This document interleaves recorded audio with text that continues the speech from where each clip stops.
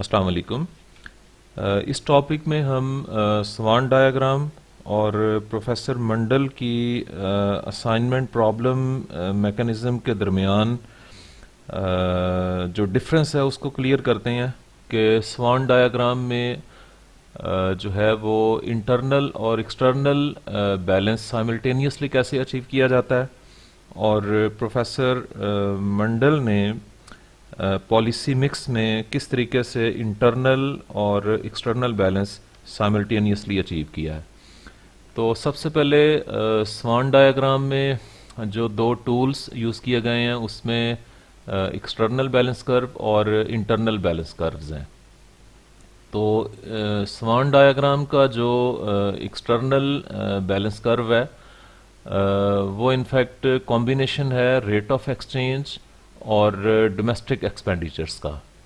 On the other hand जो professor Fleming का model है उसमें जो एक्सटर्नल बैलेंस कर्व है वो that is combination of rate of interest and government expenditures. तो दोनों मॉडल्स में ये जो एक्सटर्नल बैलेंस कर्व्स हैं ये पॉजिटिवली स्लोप्ड हैं। उसके बाद स्वान डायग्राम में जो इंटरनल बैलेंस कर्व है दैट इज़ नेगेटिवली स्लोप्ड, और ये कॉम्बिनेशन है रेट ऑफ एक्सचेंज और डोमेस्टिक एक्सपेंडिचर्स के डिफरेंट कॉम्बिनेशंस का। जबकि प्रोफेसर मंडल के डायग्राम में जो इंटरनल बैलेंस कर्व है वो पॉजिटिवली स्लोप्ड है, और वो कॉम्बिनेशन है रेट ऑफ इंटरेस्ट और गवर्नमेंट एक्सपेंडिचर्स के डिफरेंट कॉम्बिनेशंस का। स्वान डायग्राम जो है वो इसमें एक्सटर्नल और इंटरनल प्रॉब्लम्स को रिजॉल्व करने के लिए, वॉश्ड आउट करने के लिए एक्सपेंडिचर चेंजिंग और एक्सपेंडिचर स्विचिंग पॉलिसीज़ ये दोनों ही अप्लाई की जाती हैं। यानी एक्सपेंडिचर चेंजिंग पॉलिसीज़ में फिस्कल और मॉनेटरी पॉलिसीज़, और एक्सपेंडिचर स्विचिंग पॉलिसीज़ में डीवैल्यूएशन और रीवैल्यूएशन की पॉलिसीज़।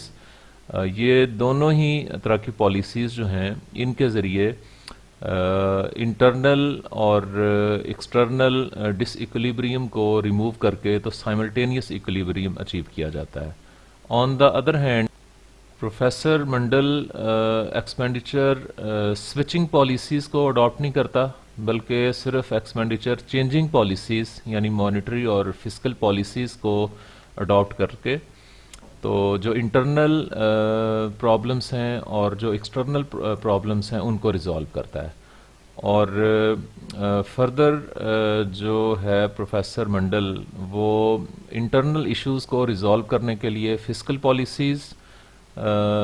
पॉलिसीज़ अडॉप्ट करता है, और जो एक्सटर्नल इश्यूज़ हैं, एक्सटर्नल प्रॉब्लम्स हैं यानी डेफिसिट और सरप्लस, उनको रिजॉल्व करने के लिए मॉनेटरी पॉलिसीज़ को अडॉप्ट करता है। और इस चीज़ को वो एक प्रिंसिपल का नाम देता है जिसको इफेक्टिव मार्केट क्लासिफिकेशन प्रिंसिपल भी कहा जाता है।